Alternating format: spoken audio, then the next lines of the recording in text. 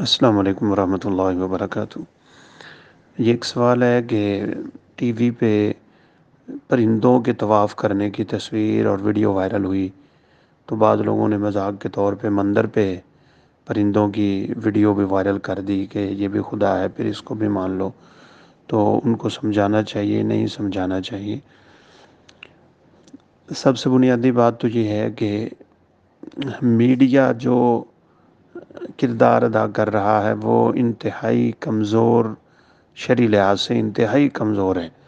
ہم نے دیکھا بعض دفعہ کوئی آسمان پہ اڑتے ہوئے گھوڑے کی ویڈیو جاری کی جا رہی ہے، اور وہ بعد میں پتہ چلتا ہے کہ جی وہ تو گیس والا وہ کھلونا تھا جو گیس کی وجہ سے اوپر چلا گیا۔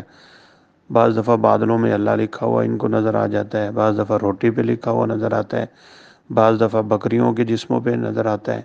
تو حقیقت میں میڈیا نے اس وقت پوری دنیا کو پاگل کر کے رکھ دیا ہوا ہے۔ ایسی ویڈیو وائرل کرنے کی کوئی ضرورت نہیں تھی۔ جو کسی نے موبائل سے بنائی وہ حقیقی ہے، غیر حقیقی ہے، کیسی نہیں ہے، بہرحال اس کو نشر کر دیا۔ تو اس میں کوئی ایسا شرعی مسئلہ نہیں ہے کہ جس کو ہم کہیں کہ یہ کوئی قرآن و سنت کا معاملہ ہے، ایسا نہیں ہے۔ ایک دنیاوی خبر تھی، انہوں نے چلا دیا۔